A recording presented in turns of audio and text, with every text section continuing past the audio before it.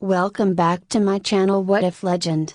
This video is on what if Naruto was banished and became an emperor.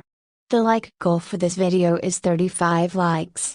Sooner the like goal is meets sooner I will upload the next part for this what if. Also I will continue previous what ifs. If the last uploaded part of that what if have more than 30 like. If you enjoyed this what if don't forget to like, comment and subscribe to the channel. Disclaimer, I don't own Naruto nor this fanfic. Emperor's Chambers Euphemia was still getting ready in her bedroom as Nunnally waited patiently for her sister to finish. They had some things on their agenda, but overall, it wasn't going to be a very busy day. As she combed her hair, Euphemia looked at the pictures that surrounded the room. Some of them were of her and her family, some of them were of Naruto. There were also large pictures of her and Naruto on their wedding day, looking as happy as could be. She couldn't believe that it was 3 years ago that they got married. It felt like yesterday to her that they said their I do's to each other. There were so many great memories since that day, that Euphemia could hardly remember them all. "What are you thinking about, Nei-chan?" Nunnally asked. For someone that was blind, Nunnally was very perceptive to the feelings in the room. Euphemia was always interested in how Nunnally knew exactly what she was thinking or looking at without even seeing her. "Just some things," Euphemia replied, checking to see if her sister knew what she was thinking about. "You're thinking about your wedding day, aren't you?" Nunnally replied back, a large smile coming upon her face. "You know me so well, don't you?" "Yes, I was thinking about my wedding day," Euphemia said as she went to sit on the bed to be closer to her sister. "I still can't believe you married Naruto of all people. I still remember when Lelouch hated him. Like, literally couldn't stand him." Nunnally said bluntly as Euphemia let out a laugh as she had to agree with that statement. "I still can't believe he became emperor too," Nunnally added. "Well, you were one of the first people to speak up about nominating him for emperor," Euphemia slyly said. "I know. Well, he was a big part of why the war ended, and he also saved my life, Nei-chan," Nunnally retorted. Euphemia remembered that all too well. At first, she saw Naruto as nothing more than a friend.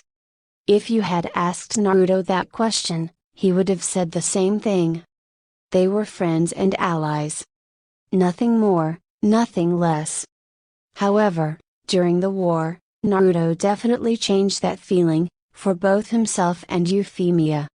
He also did save both their lives, for which Euphemia was eternally grateful for. She had watched him grow from a boy into a man in such a short span. As they spent time together, the two started to grow on each other. I guess when a couple spends a lot of time with each other, they are bound to fall for each other at some point. She remembered like it was yesterday. Flashback 5 years ago. It was early in their second year of the 1,000-year war. The faction of Ryo Zanpaku was making serious progress in the war. Ever since the Kyuubi and he linked up, Naruto became a force to be reckoned with. Battles became overwhelmingly one-sided when Naruto transformed into his Kyuubi chakra mode. Entire fields were leveled because of the sheer power that was demonstrated from Naruto. He could turn the tide of any battle he was a part of. No matter if they were outnumbered 5-1, the side that had Naruto would win. The side of Ryo Zanpaku was able to gain quick alliances with other factions that were fighting. Most notably the Straw Hat Pirates, the Hunters, the Soul Reapers, Night Raid, the Alchemists, the Survey Corps, the Helsing Organization, UA High School and the Saiyans. They also made allies with other individuals in smaller groups like Himura Kenshin, Ujukuramshi, Inuyasha, and a few others. They quickly started to overtake territories that were held by hostile warlords and other powerful enemies.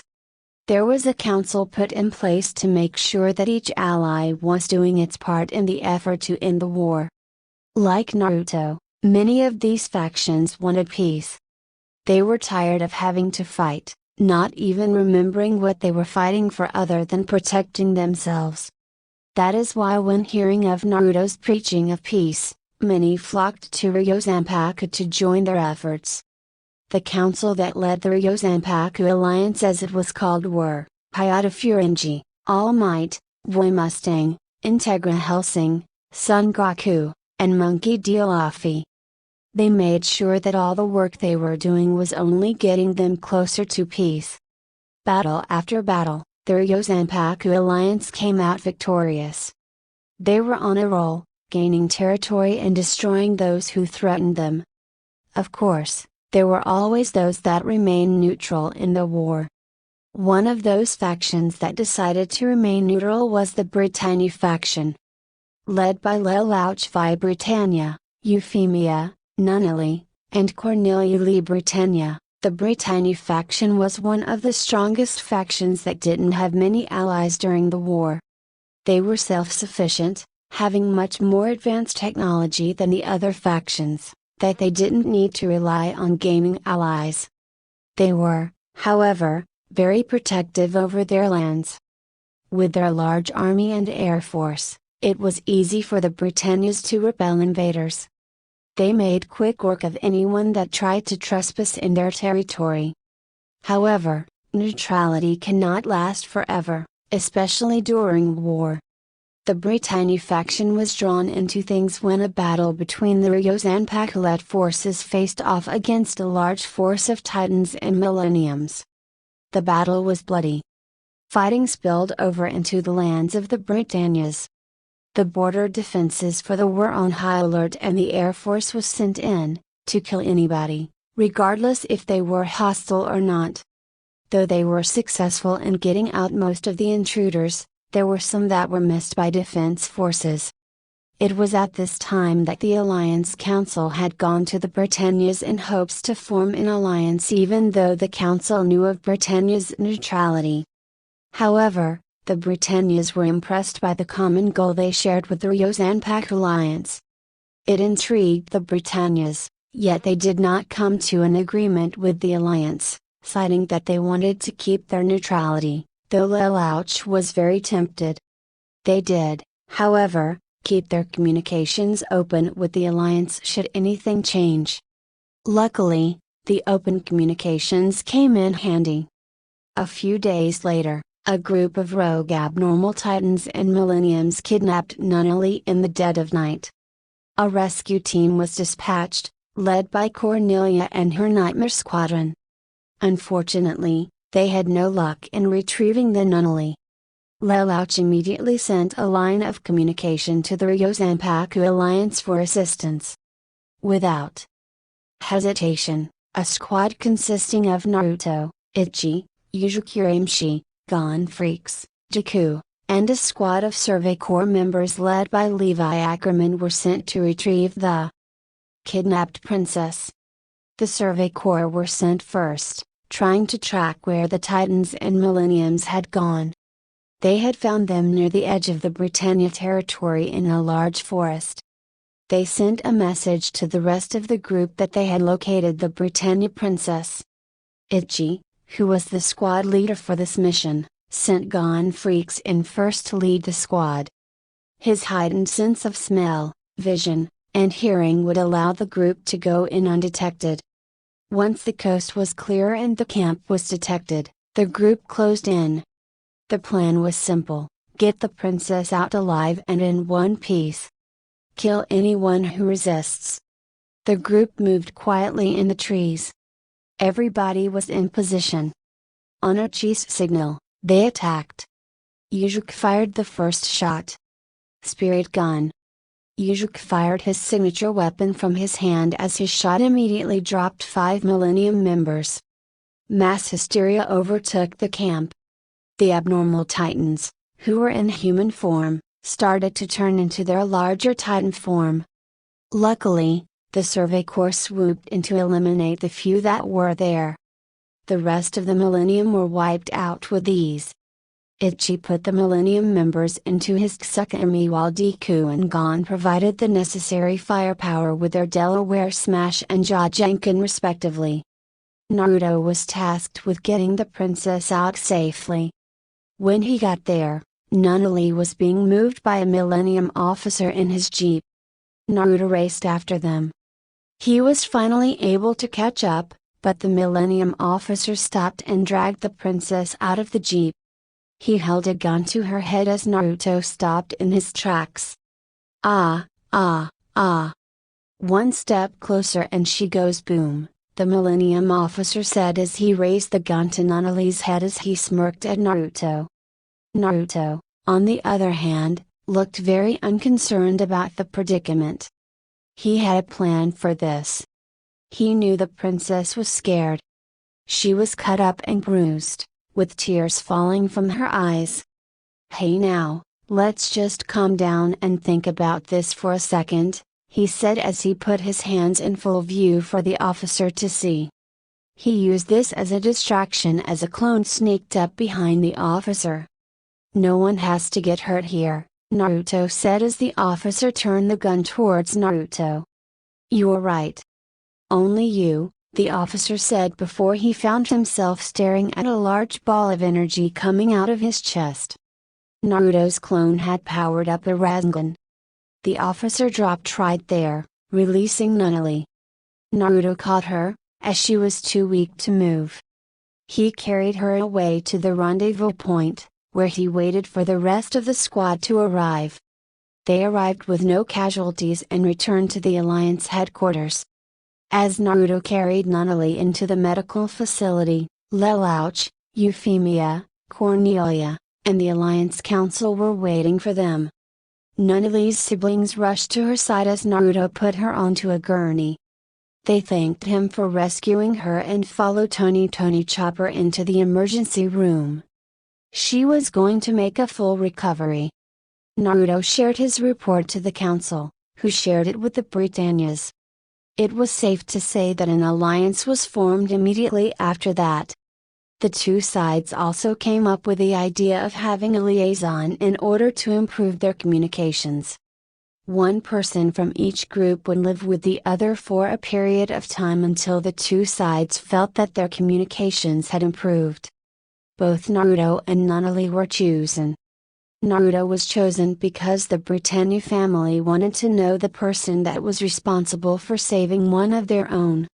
For Naruto, he was a bit uneasy of going. He always thought of royalty as rich, snobby people who only care about themselves.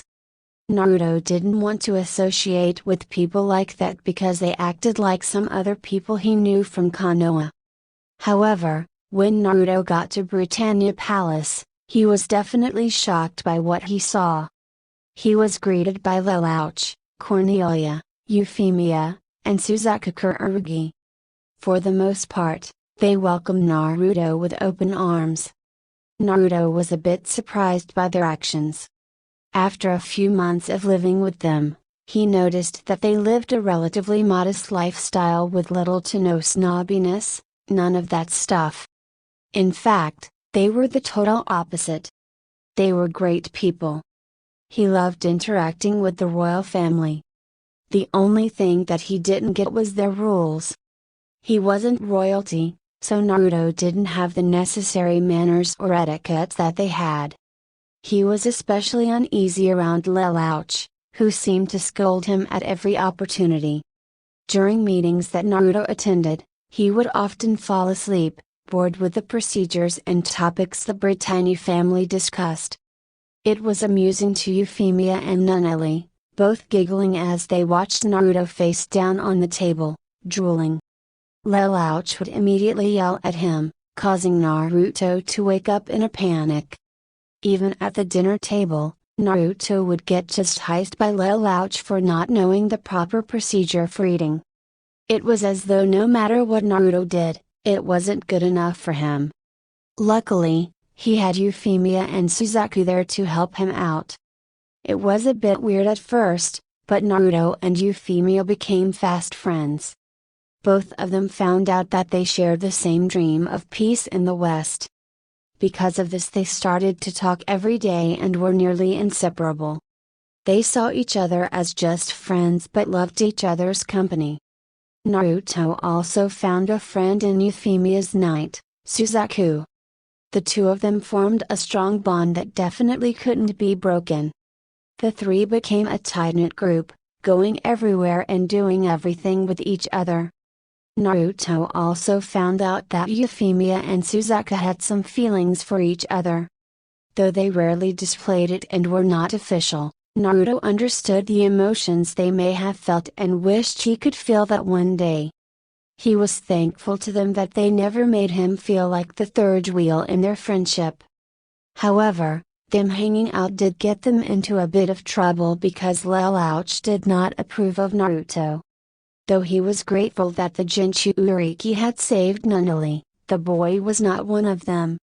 He was here as a liaison and that was it. He didn't want Naruto fraternizing with Euphemia or any other members of the family. The boy was here to improve relations. Lelouch couldn't wait for Naruto to be out of their hair. That all changed, however, when Naruto saved Euphemia. A few weeks later, though she was a princess, Euphemia was still one of the best pilots in the Britannia faction, and during a time of war, it was all hands on deck. The Britannias were locked in a battle over territory with an enemy faction that was nearby. During the heat of battle, Euphemia's nightmare frame, Gloucester, had been shot down. She was injured and captured by the warlord Charaznable. The Britannias tried to negotiate a deal for the safe return of Euphemia, however, all deals were rejected. After a few days of failed negotiations, a rescue party was sent. Lelouch personally led the mission. Unfortunately, their nightmare frames were no match for the large force of Gundam suits that Charaznable sent. The rescue party was routed. Lelouch returned home empty-handed. Their actions forced Charaznable's hands. He made it public that he would execute Euphemia the next day because of the Britannia's actions. There was no time to gather another rescue team with the sheer size to try and combat the Gundam suits. With no other options, Naruto came up with a more subtle approach. They organized a different rescue party, this time trying to avoid dealing with the mobile Gundam suits that were more powerful than the Britannia's nightmare frames. A group of Naruto, Suzaku, Night Raid, Yuzuki, and Frankie would go in quietly, to retrieve Euphemia without the Charaznable group being none the wiser. All out of options, Lelouch reluctantly gave the go-ahead. The group set out in the dead of night. They knew that Euphemia was being held somewhere in the warlord's mansion. She would be under heavy guard and they may have to fight their way through. However, Naruto figured they would have the upper hand since it would be hard for their enemy to use their Gundam suits indoors. They managed to knock out the border guards and enter the mansion relatively undetected. The mansion was large and greatly lavished. There were so many portraits of the warlord that the group wondered if it would be funny to steal all of them and replace them with erotic pictures. Maybe on their way out. The group searched the mansion without being detected. They managed to find Euphemia, but she was heavily guarded. Naruto's plan came into full effect. Night Raid easily dispatched of the armed guards. They did so quietly and effectively. They are trained assassins after all. Euphemia was chained to the wall and looked like a caged animal. Naruto was pissed at the thought of his friend being treated this way. She awoke to them breaking the chains. She had an impulse to scream, but Naruto made sure to keep her quiet and let her know that they were getting her out of there. Their mission a success, the group then made their way out of the mansion with the princess in tow. Unfortunately, a few guards making their rounds found the miss and instantly sounded the alarms. Now their mission was more complicated. They hadn't brought any backup and the weapons of Yuzuki and Frankie were only going to help so much. Gundam squads were mobilized and were searching the area. As the group moved, they were spotted by a squad of mobile suits. The rescue team needed to get out quickly. They did the best they could to get out of the line of fire, but Suzaku was hit. It was a fatal shot. Suzaku knew that even if he was to escape, he wouldn't see tomorrow. Naruto went back to retrieve his friend, but Suzaku refused. If they stayed there any longer, they wouldn't make it out. Go Naruto. Leave me, he told the blonde Jinchu Uriki. I can't just leave you here Suzaku, Naruto pleaded, trying to pick his friend up. I'll never make it Naruto, and my time has come. You must promise me something. Protect her. Protect her dream. Protect her dream of peace. It is up to you now, Suzaku managed as he coughed up blood. His time was coming soon.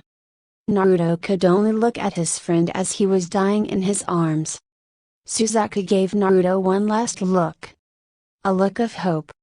He passed away, peacefully, knowing that he could entrust Naruto with protecting Euphemia. For the first time, in a long time, Naruto lost control.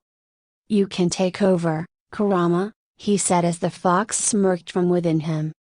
You can imagine what happened next. All I will say is that Charles Noble would never bother the Britannias or the Ryozanpaku alliance ever again. The rescue team returned back home, with Euphemia but missing Naruto. She was given immediate medical attention and wouldn't find out about Suzaku's death until she woke up a few days later. Naruto returned the next day, carrying the body of Suzaku. Someone he considered one of his best friends, who accepted him for who he was. He didn't know how to react to losing one of his closest friends from the West. He also didn't know how he would explain this to Euphemia and how the loss of Suzaku would affect her. He shut himself in his room for a few days. He didn't eat, he didn't drink, he couldn't sleep. Luckily, he had his saving grace. Euphemia came to visit him after she finally recovered from her injuries. She sat with Naruto on the opposite side from him on his bed. The two didn't speak a word to each other. They both just stared off into space, just basking in the presence of each other. They both were missing something or someone. It was always the three of them, hanging out or getting on Lelouch's nerves. For Naruto, he loved having people he could be around who liked him for who he was and not people who hated him for something he couldn't control. For Euphemia, Suzaku was the first person she ever had feelings for. He was her knight and her closest confidant. She would never go anywhere without him, and because of that, the two had developed a sort of romantic relationship. Though they couldn't act on it because of Lelouch, the two enjoyed the times they spent together. With Suzaku now gone, Euphemia felt a part of her heart was ripped away, but she could also tell that Suzaku's death also heavily affected Naruto. Knowing his story, he never really had other people besides Jiraiya who he was close with. They were his first real friends and he didn't know how to really react. She needed to be by his side so that they could both grieve together. The two of them sat in Naruto's room for a few hours. With some inner strength and courage, Naruto moved first. He moved to Euphemia's side. He gave her a strong hug. She in turn, immediately started to cry in his chest. She had lost a great friend, a person who sacrificed so much just for her. She cried and she cried. Naruto also teared up as he felt her tears soak up into his clothes. Euphemia cried until her tears ran out. Naruto was about to let her go, but she pulled herself back into him. She didn't want him to let go. She didn't want him to leave her, too. "PP please, Ina Naruto. Don't let me go," she whispered. Naruto just held her tighter. "I will never ever let you go, Yuffie. I'm never going to let you go until the day I die. I will go to the ends of the earth to protect you and your dream, Naruto told her. A funeral was held for Suzaku a week later when there was a break in the fighting. Many came to attend his funeral, especially from the Ryuzan-Paku Alliance. They felt like they lost one of their own and took steps to ensure that they wouldn't lose another one again. Naruto watched the funeral proceedings from afar. He partly blamed himself for Suzaku's death as he was the one who came up with the plan in rescuing Euphemia. He couldn't help but feel responsible for hurting her too by failing to protect someone she had feelings for. Even after the moment he and Euphemia shared, he couldn't stand to look her in the eye. He needed his time alone and think things through before he could move on. After Suzaku's funeral, Euphemia visited Naruto again. She hadn't seen him since the embrace they shared together. He was staring out of the window when she entered his room. Though she couldn't see his face, she knew that he had not gotten any sleep for some time. She knew that he was taking this very hard, especially since she didn't see him at the funeral. She moved slowly towards him, but Naruto didn't move from where he stood. She wrapped her arms around him and felt his hands on hers. He was taller than her, so her head was leaning into his back. Naruto turned around slowly and returned the embrace. They stayed like this for a few minutes before either spoke. I do not and will not ever blame you for Suzaku's death, Naruto, Euphemia started as she looked up to see him staring off into the distance.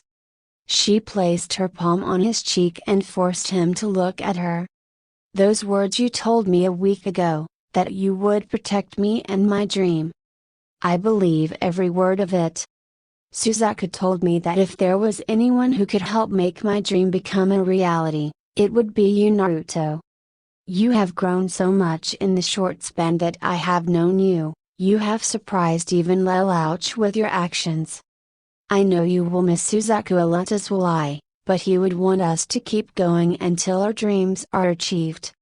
Let's keep going together, Euphemia said as Naruto nodded in response. The two held each other for a bit longer before Euphemia finally departed for the evening. It was this speech that would start to snap Naruto out of his depression. This was also the day that their relationship changed to something more than just friends. Naruto and Euphemia had met up in his room every night since then. No matter if Naruto was on the front lines or he was training, Euphemia made it an effort to see him. Some nights they would talk and catch up. Naruto would tell her about the battles they had fought and so on and so on. Other nights they wouldn't say a single word to each other. They would just enjoy the company of the other. Over a few months, the two started to develop feelings for the other and it started to become evident to the two that these feelings were only going to get stronger.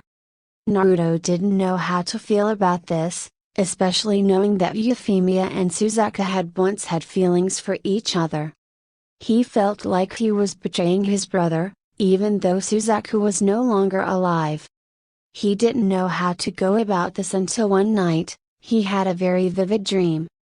He was in a large garden flowing with life. On one of the benches in the garden, Suzaku sat, relaxing and taking in the amazing scenery. He noticed Naruto and called for him to sit next to him. Naruto cautiously approached Suzaku, who chuckled at the blonde's hesitance. I'm not going to yell at you like Lelouch, Naruto, Suzaku laughed as Naruto chuckled a little and took a seat to his best friend. After a few minutes of silence and looking around, Naruto broke. I'm sorry, Suzaku. I'm sorry I couldn't save you. I'm sorry I've been seeing Euphemia.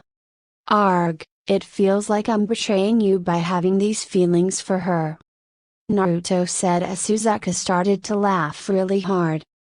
Naruto was on edge because he didn't know what was going to happen. Why are you apologizing, Naruto? You do realize that I am no longer alive, right?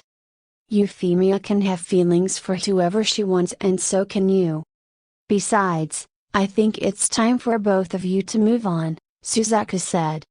But you are someone who I consider like a brother. I shouldn't be having these feelings for someone you also had feelings for. Naruto responded. Do not worry, Naruto. I have been watching you too. Watching the way you two interact with each other. I see the look in Euphemia's eyes when she looks at you. I can see her whole demeanor change when she is with you. She feels safe and secure.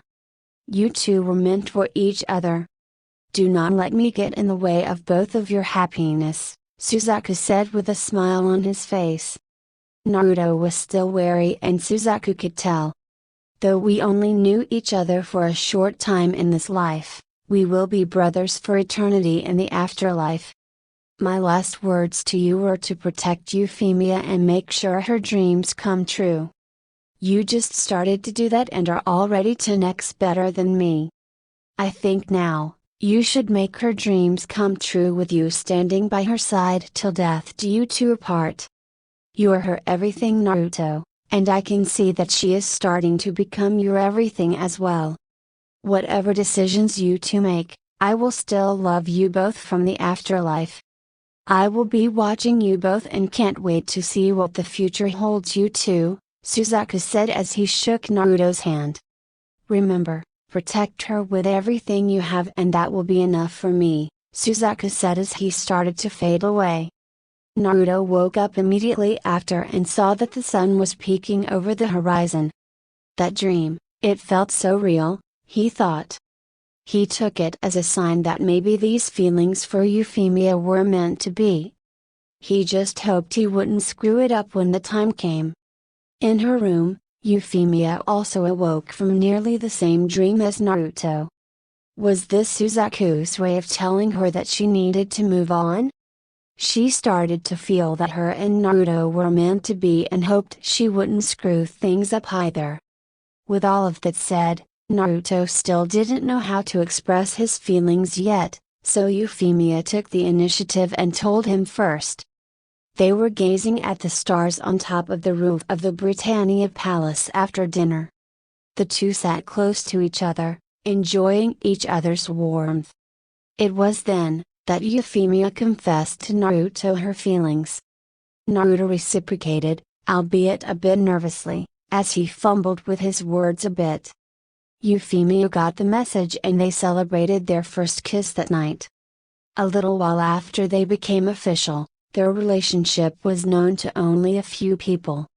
Lelouch was surprised by this but allowed it to happen. He had finally accepted Naruto, not only as a member of the family but also as a person.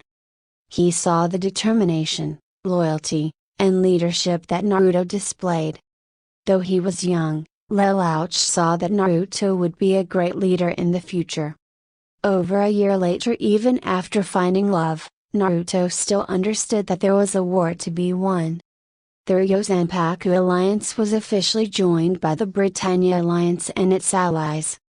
With their combined strengths, it was only a matter of time before they could finally end the war. The final battle came known as the Battle for the West. It was held in what is now known as the capital, the central city in the west. Naruto led the charge against the three remaining warlords that opposed the Ryozanpaku Alliance. Naruto and his allies routed the remaining warlords and chased them from their stronghold. The warlords surrendered and scattered their forces to spare their lives. The war was over. Now there could be peace. The day after they won, Naruto proposed to Euphemia in front of all of their friends and family. It was the happiest moment of both of their lives at that point.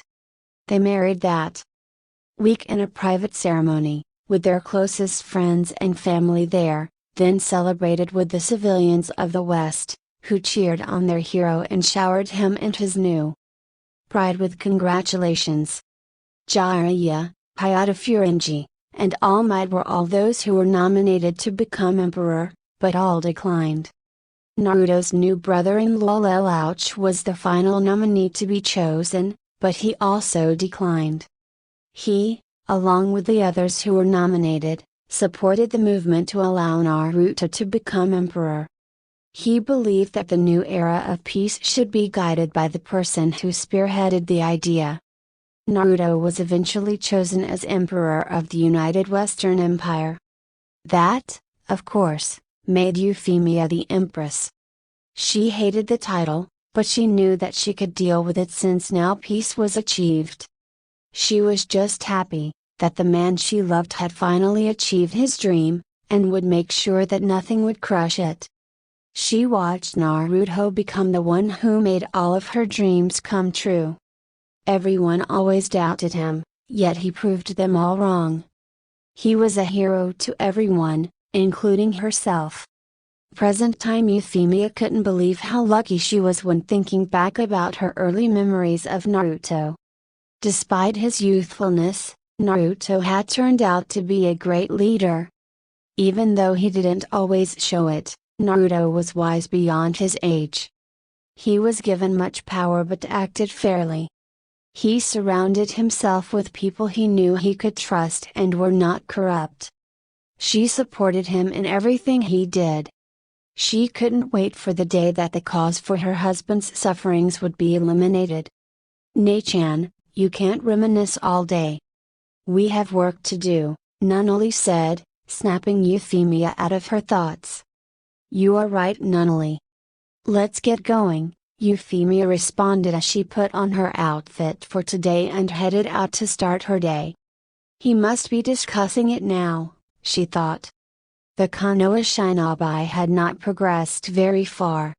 They were a large group, so sticking out was going to be a problem. They had to go undercover since they couldn't risk getting captured by enemy Shinobi. It was going to take them at least a week to get to the west, as long as they didn't get caught along the way. Luckily, the West had granted them access to the merchant shops that were along the route the Konoha Shinobi were going. Stopping so that they could eat and rest for a while was a godsend for them. They stopped at one of the larger merchant shops along their route. They had shown their official documents and also the letter from the Emperor and were given rooms to stay in for a few hours. The group was very wary of Danzo, Sasuke, and Sai. They didn't like the fact that the old war hawk, his goon, and a traitor were among their group. They couldn't fuck this up or else they would most certainly lose the war. While the group was sitting down for lunch, they heard about the Unification Festival that was to happen as they got there.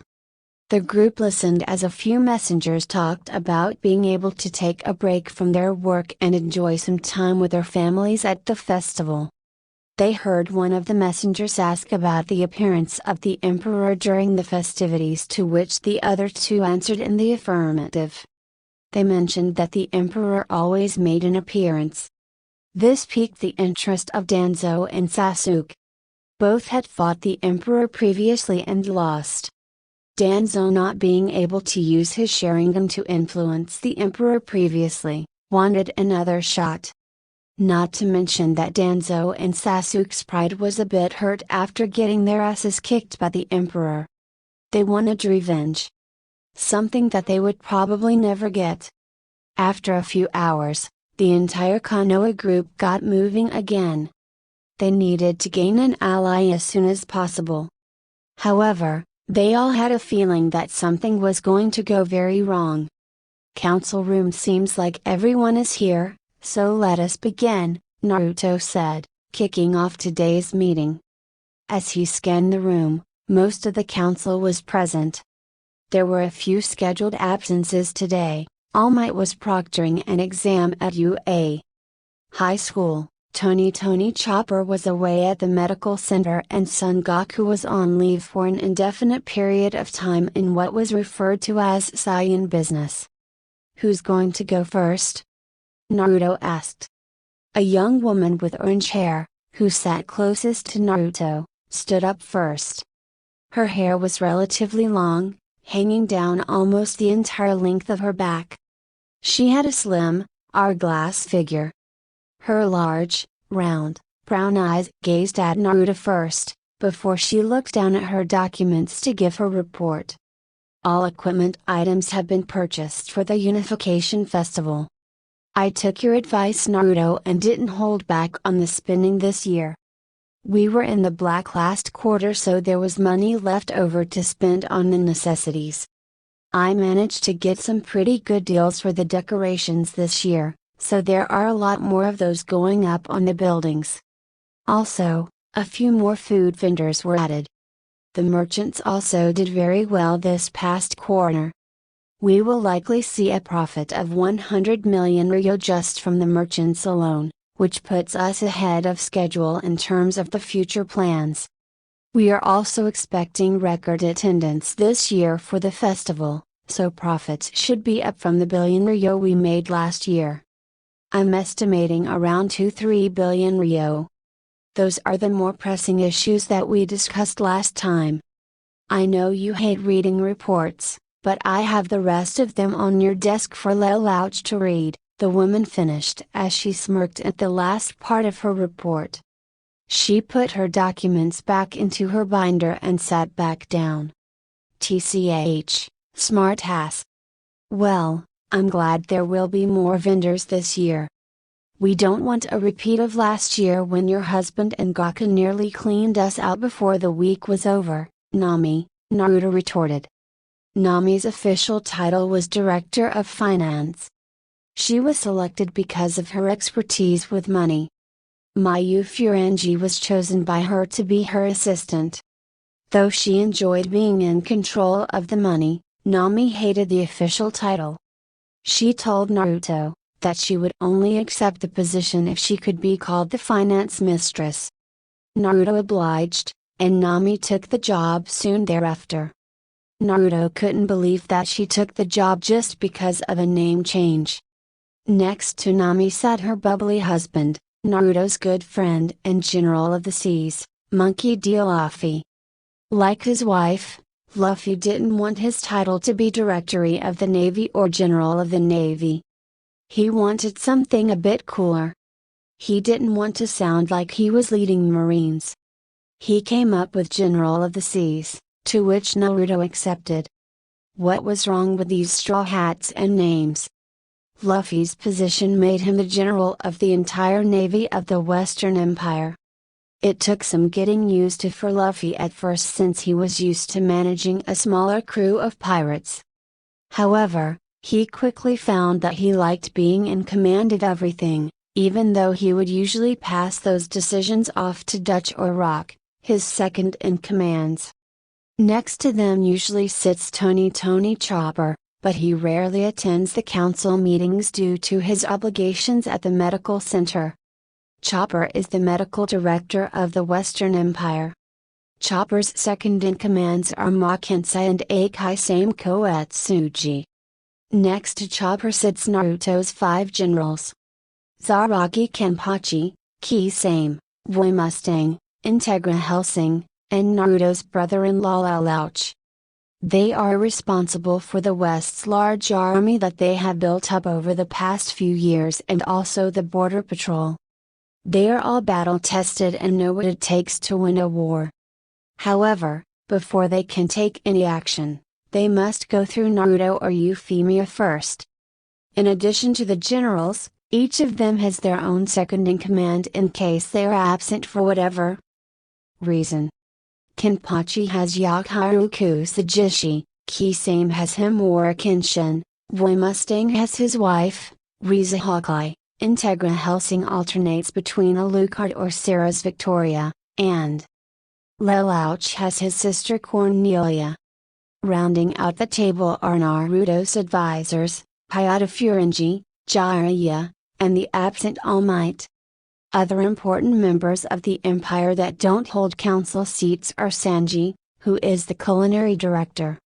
His second-in-commands are Yukihira Soma and Nekiori Arena. Nina Einstein is the director of science. She was specifically chosen by Euphemia to lead the science department, and her assistant is Rentaro Okabe. Both Euphemia and Nunnally helped run the civilian side of things and have their own council. At first, Naruto hated the idea of having any type of council. He knew all too well that the councils in the East had more power than the cages, themselves. However, he understood that he couldn't run the large country by himself, so he needed people he trusted. He chose people that he had fought with during the war and had come to respect. These people were extremely loyal to not only Naruto but also to the people of the West. They were considered heroes during the war and were trusted to keep the peace that they had all helped bring to the West. Who's next? Boy Mustang was next to stand up. He looked extremely tired instead of his usual stoic self this morning. His bloodshot eyes and large bags under them was a dead giveaway that the man had not slept in some time. The southern border rebels led by Father have been put down, rather quietly I might add, by the squad we sent in. There were no casualties on our side and the Elric brothers and Colin are due to make their return by sunset. That is all I have to report. The full report will be on your desk, hopefully by the end of the day, he explained as he sat back down with a loud huff. Naruto nodded at his report. Someone must be tired from all the crying last night, huh? Jiraiya joked, the Toad Sannin noticing the unusually short report coming from the Flame Alchemist. You can't even imagine all of the crying I had to put up with last night. It's only been a week, and the kid is already driving me nuts. Mustang said in defeat, which raised laughter from the rest of the council, including Naruto. The next few reports were the same old, same old. Kisame talked about the incidents that occurred at the border and that it was dealt with almost immediately. Kenpachi mentioned the expected arrivals of their out-of-town guests that were expected to arrive within the next few days. He mentioned that the accommodations were already set and that security around those areas was airtight. As Kenpachi finished, Naruto arose from his seat. It was time to make an announcement that was years in the making. We will need to add a new group to the list of expected visitors, Naruto said, throwing Kenpachi and the rest of the council off. As you know, we have been in contact with a few of the eastern countries over these past couple years. Well, it was only a matter of time before some requested an alliance with us. Just like we predicted, my former home has requested an alliance, Naruto said as an eerie silence fell over the room. Everyone on the council knew the circumstances of Naruto's arrival in the West. The Jinshu Uriki was very honest about his past. All of the council knew of Naruto's recurring nightmares that he suffered from. There were times when he would not show up to council meetings because of them and Euphemia would take over for the day. They all knew the pain and hatred he felt towards his old home. Since year one of his reign, Naruto implemented a working plan to complete his mission, which was to destroy Konoha and all of the corruption in it. The planning for that mission was accelerated when Naruto had met some of his former friends in the East as he made some diplomatic trips. Flashback about a year into his reign, Naruto came to understand that there would be people who would come looking for him from the East. He knew that he was still in the bingo book and was a very profitable target. There were rumors of him and his appearances in the West. He knew Eastern countries and Shinobi would try and come to the West, looking to get rich quick. He also knew that word would get out to the east of the West's stability and that Eastern countries would try to scout out this new power. So instead of letting the East come to them, Naruto made the West's presence known in the East first. He set up merchant shops and trading outposts in the East. Valuable goods that weren't found anywhere in the East were available for purchase in these shops. In addition, different food products and restaurants came from the West and set up different locations in the East. Word started getting out about the valuable goods that came from the West and many different Eastern countries were interested in its materials. After they were established, Naruto made an effort to visit these merchant shops to see how they were doing and the progress that they were making in the East. Of course, as he was still a wanted man, Naruto wore a Tengu mask to conceal his identity. In addition to his disguise, the council made sure Naruto was well protected. Mainly due to Euphemia's insistence, they created a special guard that would protect Naruto at all times. It was mandatory that anywhere Naruto went, there would be two of his special guard with him. The first two that were chosen to be a part of the special guard were two Ronin samurai that Naruto had met during the war named Gin and Mugen. The two samurai were originally paid to kill Naruto by one of the warring warlords. They clashed with Naruto, who was able to hold his own against the two in Kinjutsu. Eventually, Naruto persuaded the two samurai to join him in his quest for peace, also promising to give them as much sake and booze they desired. Naruto also allowed Fu to accompany them, much to the chagrin of Jin and Mugen. The next person that was chosen was Uzuki Ramshi. Naruto and Uzuki became good friends over the course of the war.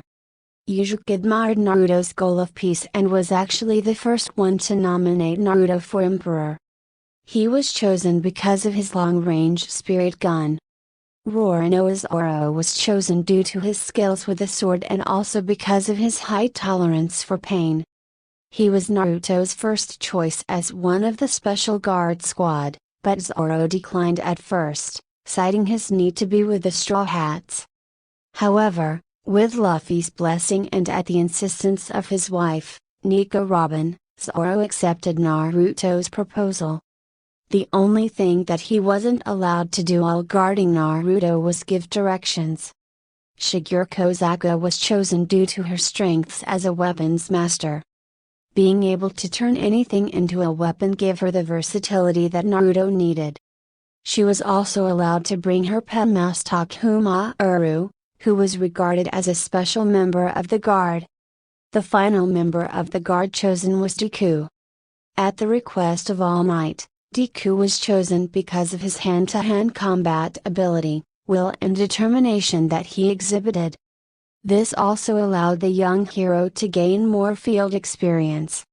If he was unavailable due to his class schedule, Gon Freaks would fill in for the necessary mission, considering he was free from his hunter duties. Once his special guard was set, Naruto started the inspection tours of his merchant houses and trading outposts. It was here that he would finally see some old friends from the past. The first of his former friends that he saw was the new Inoshikacho trio. Naruto was taking a tour of a merchant facility near the Land of Fire with Jin and Mugen when he came upon the battle between Asuma and his squad against the infamous zombie combo. Things looked bleak for the Konoha Shinobi as Hiden was about to start his Jashin curse ritual on Asuma. However, Naruto stepped in and immediately killed the zombie combo. His use of Fuinjutsu allowed Naruto to make the two Akatsuki members mortals, and easily killed both with the Rasen Shuriken. The Akatsuki was also a major threat to the West that needed to be eliminated, and Naruto saw his opportunity to kill two of the most powerful Akatsuki members. He had been making sure to keep tabs on them, tracking their every movement through Jiryu's spy network. They would also be dealt with soon enough. Both Ino and Choji arrived just as Naruto was disposing of Hiden. An unconscious Asuma laid on the ground with a very weak, but still standing Shikamaru covering for him. He saw how easily this masked stranger dispatched two of the strongest Akatsuki members. Shikamaru was unsure of the stranger's intentions and was on alert. When Naruto was finished, he turned to the Konoha Shinobi. He remembered both Shikamaru and Choji defending him all those years ago from the others. They both still considered Naruto as their friend and fought to protect him as much as they could. However, Naruto remembered the hateful and spiteful words from Ino. His anger boiled up inside of him, seeing the blonde arrive on the battlefield. Shikamaru, even his weakened state, tried to make small talk with this strange group that appeared out of nowhere. He was trying to determine whether the group was friend or foe, while also trying to think of an escape plan should they need one. "Thanks for your help," Shikamaru said, as Naruto and his two guards never took their eyes off the Konoha shinobi. "Never seen you around before. Which village do you come from?" the Nara asked, as Choji and Ino remained on guard. "None," was Naruto's response. Shikamaru felt a strange presence coming from the masked stranger. The voice also sounded familiar, but the Nara couldn't put his finger on it. "Well, can you at least tell us whether you're friend or foe? I mean, we would like to assume you are friendly since you helped our sensei," Ino interjected, as Naruto twitched a bit in anger. "Assuming things are we? I can't tell you for a fact that we are neither friend or foe," Naruto replied, the anger evident in his voice. The Inoshikacho picked up on his change of tone and were ready for anything at this point. "Well, if you're not our friend, then we will see you as a foe," the Yamanaka responded. "You should have let the Nara do the talking." "Your voice annoys me, Fangirl," Naruto said as that drew the ire of Ino. She readied herself for battle and was prepared to use her clan jutsu on the masked stranger. "No, wait, Ino!" Shikamaru managed to yell out, but it was too late. The masked man threw a special kunai on the ground near the group. He teleported to the kunai in a flash and slammed a kick into her face before she could react. Shikamaru and Choji were forced to help their teammate and got into formation. They would try to use their teamwork to defeat the masked man. However, on the inside, Shikamaru had an uneasy feeling about this. He teleported to the kunai almost immediately. "That wasn't what I think it was it?" he thought to himself. Before the Inoshikacho knew it, the entire ground around them was filled with kunai. The Nara didn't know it at the time, but what he was thinking was spot on. Naruto had learned the Hiraishin, the jutsu created by the Nidaime, but made popular by Naruto's father before him. Naruto had learned the jutsu by accident. As he was undergoing Fuinjutsu training with Jiraiya, Naruto made a mistake with his kanji character writing. He wrote it on a kunai and threw it at a dummy target, wanting the kunai to explode. Instead, Naruto teleported to the kunai and landed face first into the target. Jiraiya couldn't believe what he had seen. Naruto had just used his father's technique, by mistake. Jiraiya and Naruto trained to see how far he could go using the jutsu.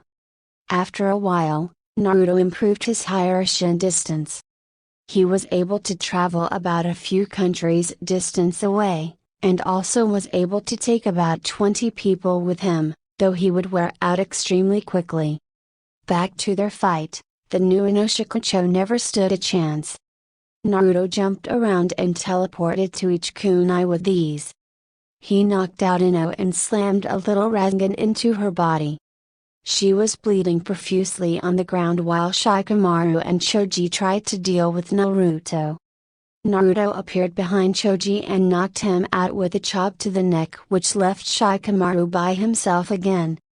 Unfortunately for him, his opponent was nowhere to be found. Shikamaru took out a kunai, readying himself and searching frantically around the area to find Naruto. Jin and Mujin could only laugh, knowing exactly where their boss had gone. In an instant, Shikamaru felt a kunai at his neck. He looked down at it, while his opponent appeared behind him out of nowhere. "It seems Kami is on your side today, Nara Shikamaru, for I am in a good mood. However, I do not think next time, you and your squad will be so lucky. I would hurry and make sure the blonde bimbo over there gets help quick. You don't want your teammate bleeding out, do you now?" Naruto teased the lazy shinobi as Shikamaru dropped his kunai. Naruto then appeared by his two guards, as Shikamaru stood there, frozen in the spot he stood.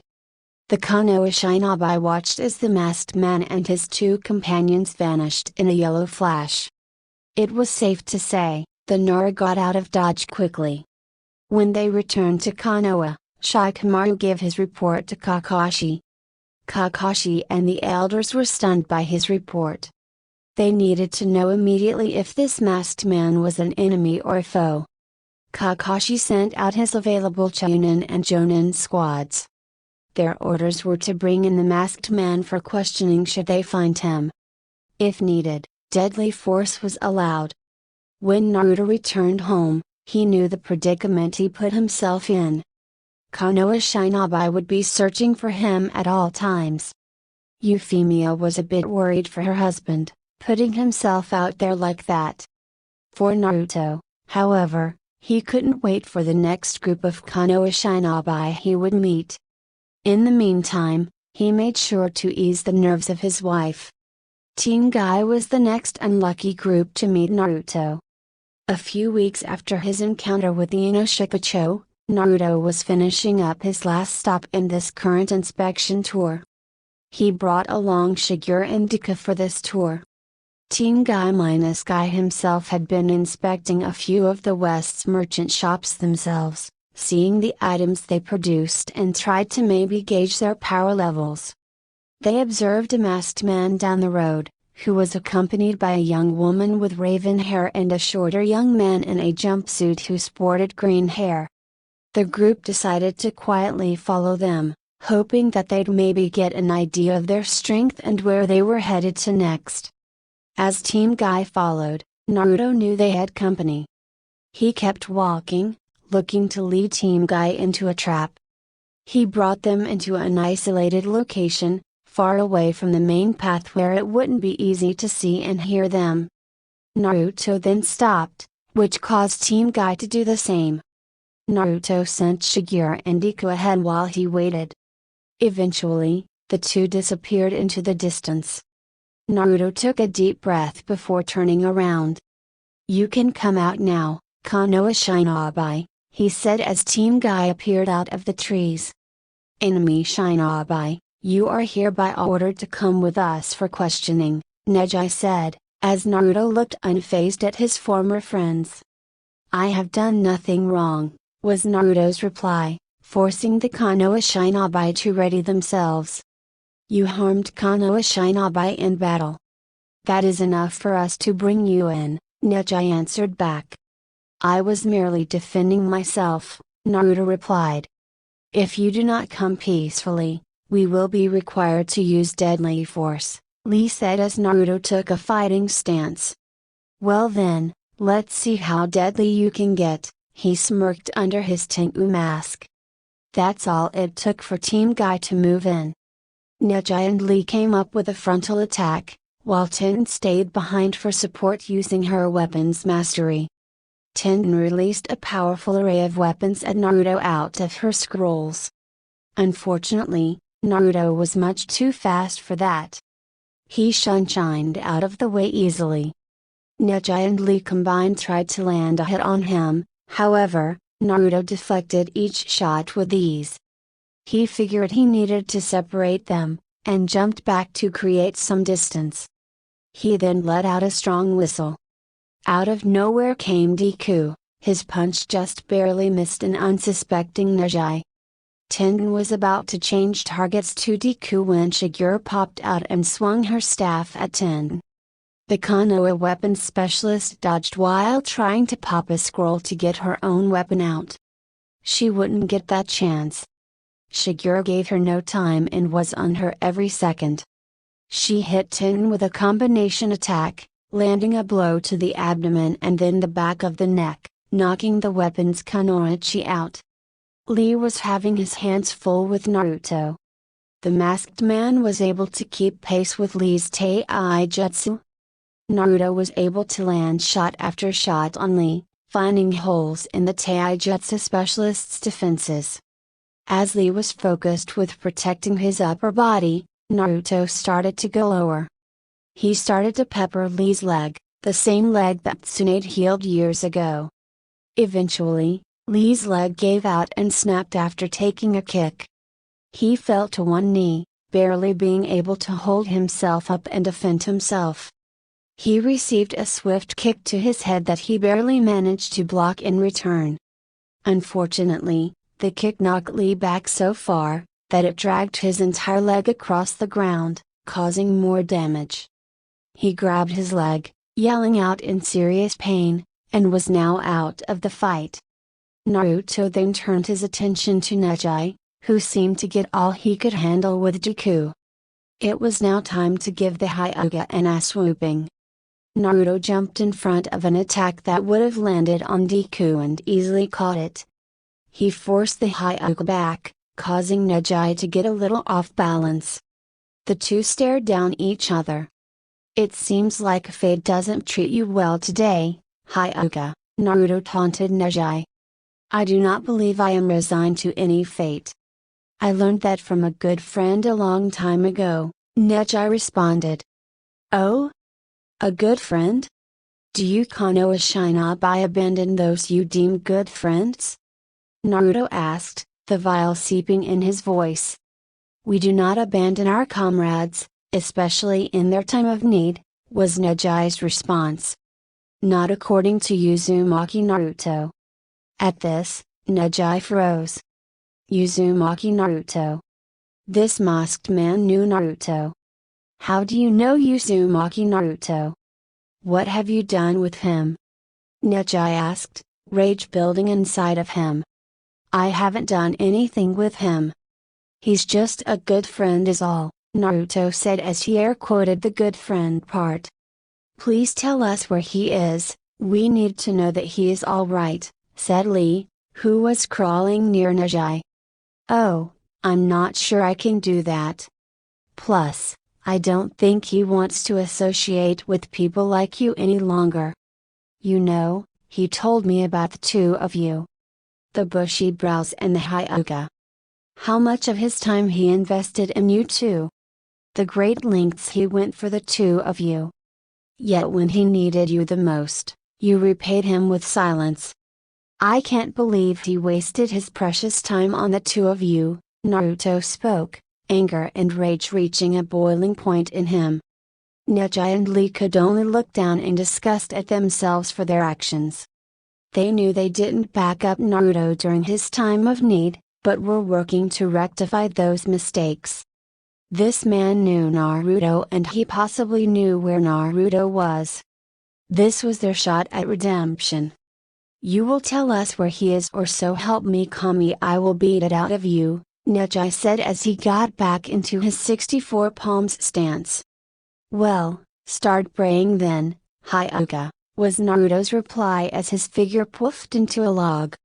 Neji used his Byakugan to try and find him, but he wasn't in the surrounding area. What happened next was almost pure deja vu for Neji. Out came the masked man from the ground underneath him, landing a chakra-empowered uppercut straight to Neji's jaw, knocking the Hyuga out cold. Lee was the only conscious one left. Naruto, however, let him stay that way for now. I hope you find someone to heal that leg for you, Konoha Shinobi. That injury isn't going to heal as quickly as the last time, Naruto said as he and his companions walked off into the distance, leaving Team Guy behind. Team Guy was found by their sensei and a backup team that was sent to look for them. When they returned to Konoha, Lee found out that his leg would heal, but the recovery time would be much longer since Tsunade was the only one that could perform the surgery and allow the leg to heal faster. Neji and Tenten gave their report to Kakashi, who under pressure from the elders and the council, was forced to put the masked man in the bingo book.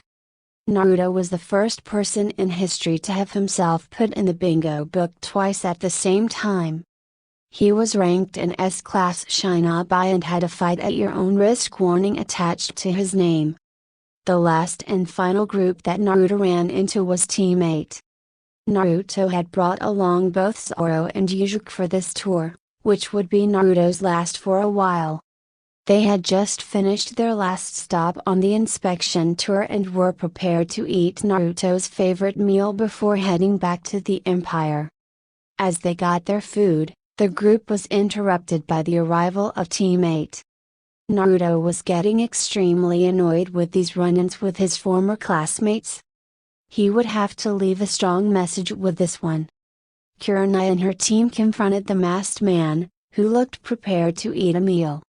She was not one to usually interrupt someone while they were eating, but she had her orders. "I hate to be rude and interrupt, but we will need you to come with us. You are wanted for questioning by our Hokage for harming Konoha Shinobi in the Land of Fire," she explained as Naruto just broke his chopsticks and was prepared to eat. The young emperor sighed, "The food is going to get cold. I better end this quick," he thought. He got up from his seat, turning his attention to teammate. He saw Kurenai, Kiba, Shino, and Hinata prepared to strike. "You know, I hate being ordered around by people who have no business bothering me. Also, for the millionth time, I did not harm your Shinobi out of randomness, I merely was defending myself," he said. "That's no excuse. Now come with us, buddy, or face the consequences," Kiba spoke, him and Akamaru ready to strike at any moment. Naruto let out a loud groan. He then started to weave hand signs at blazing speeds. When he was done, everyone was waiting for something to happen. A few seconds went by and still nothing. Kiba saw this opportunity to strike. "I don't know how you managed to knock out the others, but you aren't as strong as they said you were. My turn now," Kiba said as he and Akamaru launched at Naruto. "Kotsuga!" "Kiba, no!" yelled Kurenai. Unfortunately, she was too late. Naruto easily caught both Kiba and Akamaru by the head and slammed them into the ground, leaving them unconscious. "You must learn to teach your students patience, or they'll never make it past the age of 20, Naruto said as he stared at Kurenai. Shino started to weave his signs and his swarm of bugs came from under his sweater. Unfortunately, they started to drop like flies, literally. "My signs were for your bugs, Abore. I swear, your team must be the most predictable team that Konoha has sent out to get me," Naruto said as he grinned maniacally under his mask. "It's my turn now," he said as he launched a few kunai in the air. He teleported to each kunai, jumping in between them at record speeds as they made their way near teammate. They didn't even know what hit them.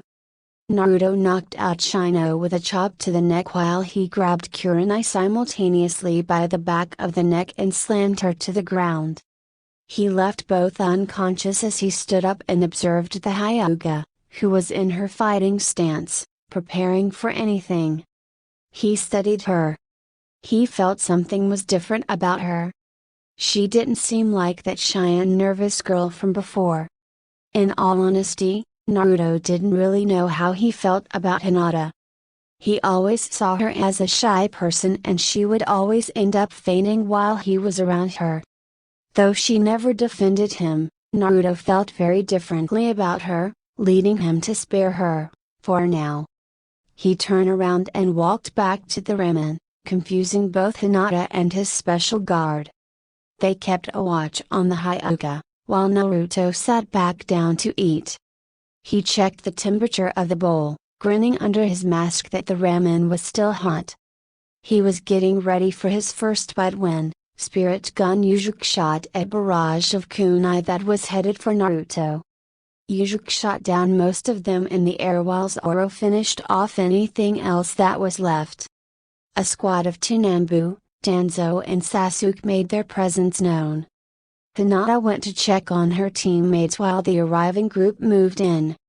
"Of course my future wife is the only one standing. I know beauty and power when I see it. You will provide me with strong offspring," Sasuke said to Hinata, who ignored him completely. "You have made quite a commotion, my friend. I see you can handle your business quite well," Danzo started as Sasuke observed the masked man sitting at the counter. "You know, I can get you off the hook from these other idiots if you join me. Having a powerful person like you under my command would help make Konoha the strongest country the world has ever known," Danzo finished as Naruto didn't even acknowledge the old man.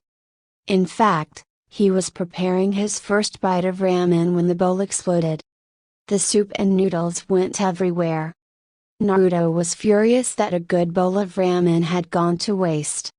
He got up quickly, looking to see the culprit of this atrocity. He saw the Uchiha grinning. "You remind me of this doby that loved ramen. Too bad he was weak and got banished." "Interesting you say that, Uchiha, because I swore I heard that this doby defeated you in battle. I also heard that he got banished because he beat you up too much," Naruto taunted, causing the Uchiha to flare up in anger. "Who told you these lies? I'll kill this person myself if I have the chance," Sasuke yelled in anger. "I know for sure they aren't lies, Uchiha. I don't think Uzumaki Naruto is one to lie about these things." "The doby? Where is he? Take me to him, so I can finish him off once and for all. Let me think about that. A broken bar. How about fuck no?" "I think that was the answer you were looking for," Naruto said, causing the Uchiha's anger to boil over. Now, if you know where that demon brat is, it would be wise to tell us. We outnumber you here. You don't stand a chance against us," Danzo interjected, liking his chances. "HMPH. Is that a challenge, old man? How's about this?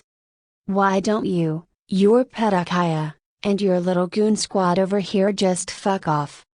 No one orders us around. So if you know what's good for you, you will turn around and leave before you do something you regret," Naruto threatened. "Well, have it your way," Danzo said as he signaled his Rutenbu to move in. Just as Naruto predicted, it wasn't good for the Konoha Shinobi. Though they were outnumbered 12-3, the Emperor and his personal guard took it to the Rutenbu. Danzo was too busy trying to unwrap his bandages when he was knocked unconscious by the back of Zoro's sword. In the meantime, Naruto and Sasuke squared off. Naruto noticed that the Uchiha hadn't improved much since the last time they fought. 3 years of house arrest and being forbidden from Shinobi training would do that to a person. Naruto took advantage of this and toyed with the Uchiha. He didn't even have to use any ninjutsu. Taijutsu was all he needed to knock out the Uchiha. Naruto started off low this time, kicking the Uchiha in the legs and most likely breaking them both. He then went to work on Sasuke's midsection, then his arms until the Uchiha couldn't stand any longer. Sasuke was in major pain. He hadn't felt pain like this before since the last time he faced off against Naruto. He dropped to his knees, unable to stand anymore due to the damage that his legs took. He was nearing the point of unconsciousness when the masked man grabbed him by the hair and forced Sasuke to look at him. He couldn't do anything to stop this since both his arms were broken. "Look here, you little shit. I am tired of you Konoha Shinobi coming after me like this. Tell your Hokage that if he wants his village to remain standing, he will leave me the fuck alone. It would be wise to do so since I'm the Emperor of the United Western Empire. If he doesn't comply, I will burn Konoha down to the ground," Naruto said as he knocked the Uchiha unconscious. With no food, Naruto decided that it was time to return home. He would have much planning to do. Before that, he noticed Hinata still standing. She observed him, also hearing what he had told Sasuke before he knocked him out. "I apologize for the inconvenience, Hyuga. I do hope we meet again on better terms," Naruto told her as he put his hand on Zoro and Yuzuki's shoulders and then they vanished. When the Shinobis from Konoha got back home, Hinata gave her report to Kakashi. When the copy ninja found out that they had been targeting the Emperor of the United Western Empire, he immediately took his name out of the bingo book. Kakashi was also perplexed about the news that the Emperor knew Naruto and that most likely, his sensei's son was in the West somewhere. Unfortunately for Kakashi, he didn't know for sure that Naruto was in the West. He wanted to go, but he was still holding out hope that Tsunade would give him a full confirmation that Naruto was there. He needed to send word to her and hope that she would answer him back soon. In Flashback, the Konoha group will be here by the second day of the festival. I assume they'll arrive by nightfall. We will make the necessary preparations for them, yes?